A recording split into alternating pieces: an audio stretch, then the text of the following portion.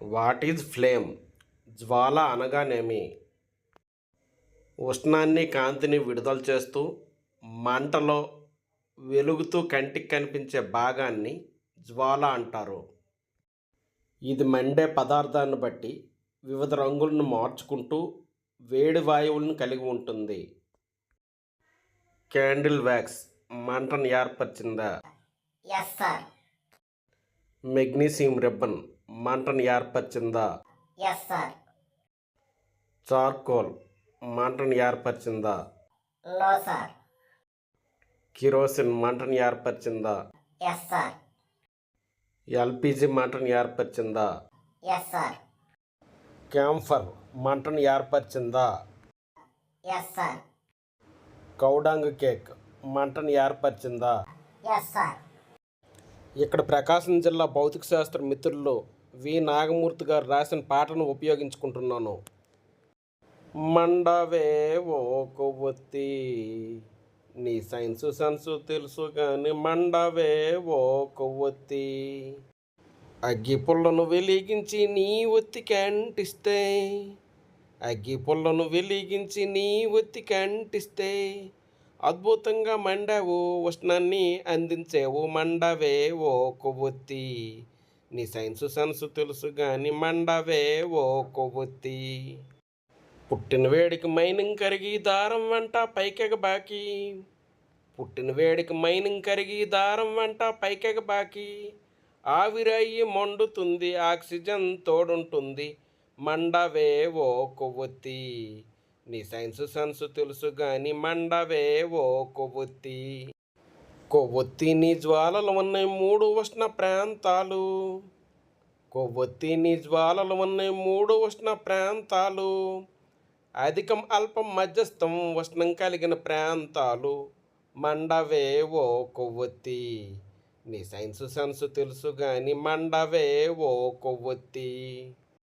అంచున ఉన్నది నీలం ప్రాంతం అత్యధిక ఉష్ణం కలిగిన ప్రాంతం, అంచున ఉన్నది నీలం ప్రాంతం అత్యధిక ఉష్ణం కలిగిన ప్రాంతం, ఆక్సిజన్ అందుట వల్ల భలే భలేగా మండే ప్రాంతం, మండవే ఓ కొవ్వొత్తి, నీ సైన్సు సెన్సు తెలుసు కానీ మండవే ఓ కొవ్వొత్తి. మధ్యన ఉన్నది పసుపు ప్రాంతం మధ్యస్థోష్ణం కలిగిన ప్రాంతం, మధ్యన ఉన్నది పసుపు ప్రాంతం మధ్యస్థోష్ణం కలిగిన ప్రాంతం, ఎరుపు నారింజ రంగుల్లో అప్పుడప్పుడు అగుపడు ప్రాంతం, మండవే ఓ కొవ్వొత్తి, నీ సైన్సు సెన్సు తెలుసు కానీ మండవే ఓ కొవ్వొత్తి.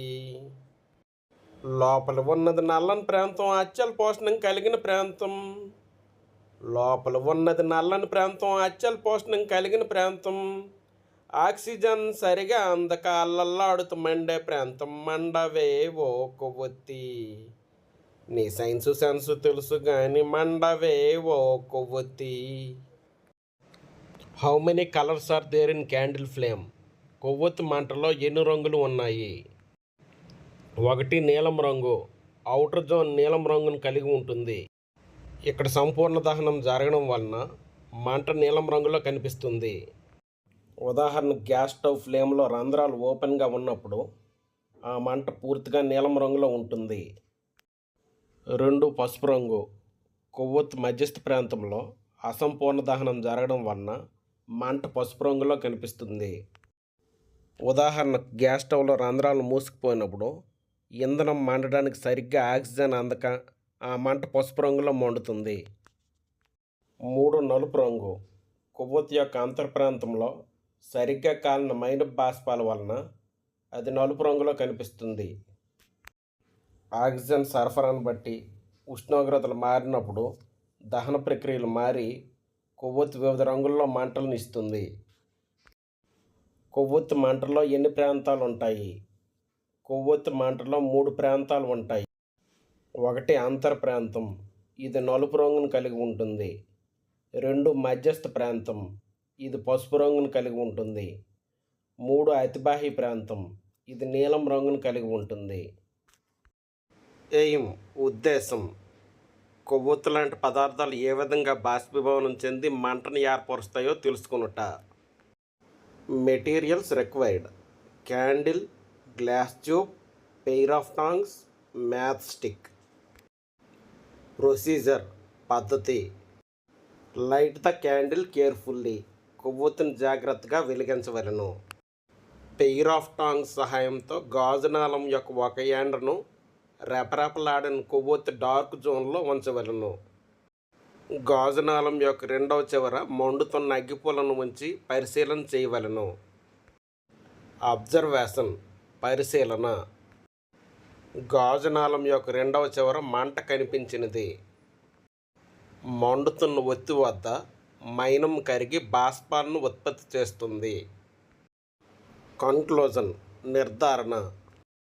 The vapours from dark zone of candle pass through glass tube and produce vapours at other end. కొవ్వొత్తి నల్లని ప్రాంతంలో ఏర్పడిన బాష్పాలు గాజు గొట్టం ద్వారా పోయి రెండవ చివర మంటను ఏర్పరిచినవి. ఈ మంట ఏర్పడడానికి కారణం ఏమిటి? కొవ్వొత్తి డార్క్ జోన్లో ఆక్సిజన్ సరిగా అందకపోవడం వలన సంపూర్ణ దహనం జరగక మండని కార్బన్ కణాలు అక్కడ ఉంటాయి. ఈ మండని కార్బన్ కణాలు మైనంతో పాటు గాజు గొట్టం చివరికి చేరేటప్పుడు ఆక్సిజన్ సంపూర్ణంగా అందడం వలన సంపూర్ణ దహనం జరిగి అక్కడ మంటను ఏర్పరుస్తాయి. రెపరెపలాడని కొవ్వొత్తి ఎల్లో జోన్లో గాజు పలకను ఉంచి పరిశీలన చేయగా కొవ్వొత్తి మధ్యలో బ్లాక్ సూటీ డిపాజిట్ ఏర్పడినది. దీనిని బట్టి కొవ్వొత్తి ఎల్లో జోన్లో అసంపూర్ణ దహనం జరిగిందని, అక్కడ మండని కార్బన్ కణాలు ఉంటాయని నిర్ధారణ అయ్యింది. బంగారం వెండిని కరిగించేటప్పుడు స్వర్ణకారుడు బ్లో పైప్తో ఔటర్ జోన్పై ఎందుకు ఊదుతాడు? ఔటర్ జోన్లో సంపూర్ణ దహనం జరగడం వలన అది నీలం రంగు మంటతో మండి ఎక్కువ ఉష్ణోగ్రతను ఉత్పత్తి చేస్తుంది. దీనివల్ల అక్కడ మసి ఏర్పడక బంగారం వెండిని స్వర్ణకారుడు సులభంగా కరిగించగలుగుతాడు. కొవ్వొత్తి మైనం పసుపు రంగు మంటతో మండితే గ్యాస్ నీలం రంగు మంటతో మండుతుంది ఎందుకు? కొవ్వొత్తి ఎల్లో జోన్లో ఆక్సిజన్ సరిగ్గా అందకపోవడం వలన అసంపూర్ణ దహనం జరిగి పసుపు రంగు మంట ఏర్పడుతుంది. డొమెస్టిక్ గ్యాస్కు రంధ్రాల ద్వారా ఆక్సిజన్ సరఫరా సంపూర్ణంగా జరిగి సంపూర్ణ దహనం జరగడం వలన గ్యాస్ నీలం రంగు మంటలో మండుతుంది. కొవ్వొత్తి ఎల్లో జోన్లో రాగి తీగను ఉంచి 30 సెకండ్ల పాటు మండించితే ఏం జరుగుతుంది? కొవ్వొత్తి ఎల్లో జోన్లో ఆక్సిజన్ సరిగా అందక అసంపూర్ణ దహనం జరగడం వలన రాగి తీగపై నల్లటి మసి ఏర్పడుతుంది. కొవ్వొత్తి నాన్ ల్యూమినస్ జోన్ లేదా బ్లూ జోన్ లేదా అవుటర్ మోస్ట్ జోన్లో రాగి తీగను 30 సెకండ్ల పాటు ఉంచి వేడి చేస్తే ఏం జరుగుతుంది? కొవ్వొత్తి అవుటర్ మోస్ట్ జోన్లో ఆక్సిజన్ సంపూర్ణంగా అందడం వలన సంపూర్ణ దహనం జరిగి అక్కడ నీలం రంగు మంట ఏర్పడుతుంది. నీలం రంగు మంట వలన అధిక ఉష్ణోగ్రత అంది రాగి తీగ ఎర్రగా మారుతుంది.